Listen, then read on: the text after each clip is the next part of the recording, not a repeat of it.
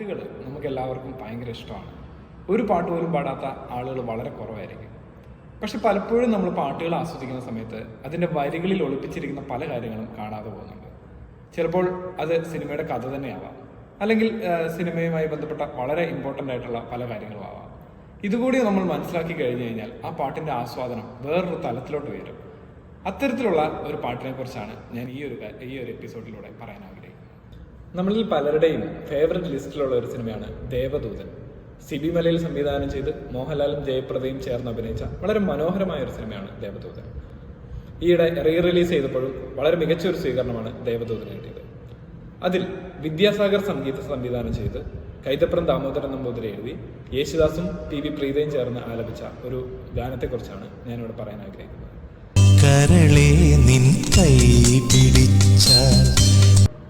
ഈ ഗാനത്തിന്റെ വരികളിലേക്ക് കടക്കുന്നതിന് മുന്നേ ഈ സിനിമയുടെ കഥയെപ്പറ്റി നമുക്കൊന്ന് ആലോചിച്ച് നോക്കാം. മഹേശ്വരനും അലീനയും തമ്മിലുള്ള അനശ്വര പ്രണയത്തിന്റെ കഥയാണ് ദേവദൂതൻ. ഇവർ തമ്മിൽ പ്രണയത്തിലാവുന്നു. എന്നാൽ മഹേശ്വരന് കാഴ്ചയില്ല.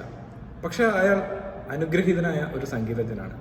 മോഹൻലാലിന്റെ ഭാഷയിൽ പറഞ്ഞാൽ അയാൾ സംഗീതത്തിന്റെ രാജാവാണ്. വിവാഹത്തിന് അനുവാദം ചോദിക്കാനായി നാട്ടിലേക്ക് പോയ മഹേശ്വർ പിന്നീട് തിരിച്ചു വന്നതേയില്ല.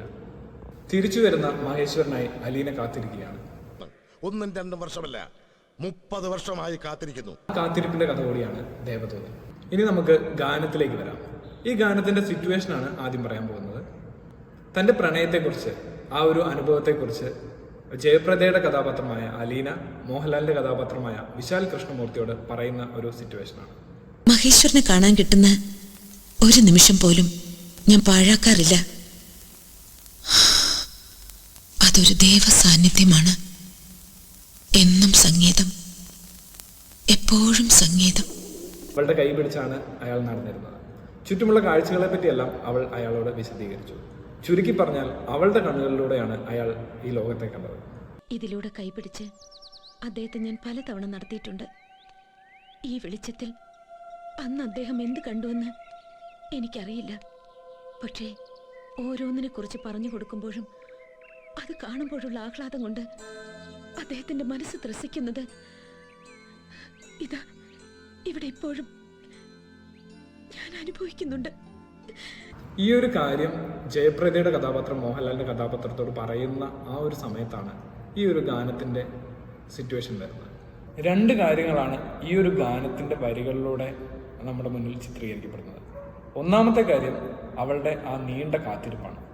രണ്ടാമത്തെ കാര്യം അവരുടെ ആ ഒരു കൈപിടിച്ചുള്ള ആ ഒരു നടത്തം. ഈ 2 കാര്യങ്ങളും കൈതപ്രം തന്റെ വരികളിലൂടെ വളരെ മനോഹരമായി എഴുതിയിട്ടുണ്ട്.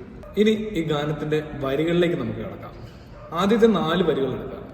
കരളെ നീൻ കൈപിടിച്ചാൽ കടലോളം വെണ്ണിലാവ്, ഉൾക്കണ്ണിൻ കാഴ്ചയിൽ നീ കുറുകുന്നൊരു വെൺപ്രാവ്. എനിക്ക് കാഴ്ചയില്ല, ചുറ്റുമിരുട്ടാണ്. പക്ഷെ നിന്റെ കൈയൊന്ന് പിടിക്കുമ്പോൾ എന്നിലേക്ക് ചൊരിയപ്പെടുന്നത് കടലോളം വെണ്ണിലാവാണ്. അത്രയേറെ പ്രകാശമാണ് എന്നിൽ വർഷിക്കപ്പെടുന്നത്. ആ പ്രകാശം നൽകുന്ന ഉൾക്കാഴ്ചയിൽ ഞാൻ നിന്നെ കാണുന്നു, ഒരു കുറുകുന്ന വെൺപ്രാവായിട്ട്. മുഴുവൻ വരികളെ പറ്റിയും ഞാനിവിടെ പറയുന്നില്ല. പക്ഷെ വളരെ പ്രധാനപ്പെട്ട 2-3 വരികൾ കൂടെ പറഞ്ഞിട്ട് ഞാൻ ഈ വീഡിയോ അവസാനിപ്പിക്കുകയാണ്. തിരികെ എന്ന് വരും എന്ന് ചോദിക്കുന്ന അലീനയോട് മഹേശ്വർ വാക്ക് പറയുകയാണ്. ഇനി വരും വസന്തരാവിൽ നിന്റെ സ്നേഹജന്മമാകെ സ്വന്തമാക്കുവാൻ ഞാൻ വരും. അങ്ങനെ വാക്ക് കൊടുത്തതിന് ശേഷമാണ് മഹേശ്വരൻ സ്വന്തം നാട്ടിലേക്ക് തിരിച്ചു പോകുന്നത്. അതിന് മറുപടി എന്നോണം അലീന പറയുകയാണ്, ചിറകുണരാ പെൺപിറാവായി ഞാനിവിടെ കാത്തു നിൽക്കാം. ഇതേപോലെ തന്നെ 2ാമത്തെ ചരണത്തിന്റെ അവസാനത്തെ വരികളിൽ അലീന പറയുന്ന മനോഹരമായ മറുപടിയുണ്ട്. നീയണയും രാവ് തേടി ഞാനിവിടെ കാത്തു നിൽക്കാം, പോയി വരുവോളം നിനക്കായി ഞാൻ തരുന്നിതൻ മനം. ആ ഒരു കാത്തിരിപ്പാണ് ഈ സിനിമയുടെ ഇതിവൃത്തം, ദേവദൂതന്റെ ഇതിവൃത്തം.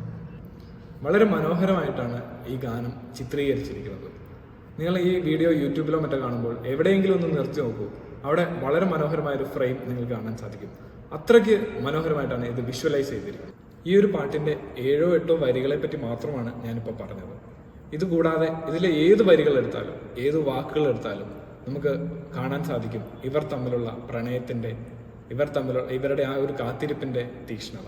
അത് തന്നെയാണ് ഈ ഗാനത്തിന്റെ ഭംഗിയും.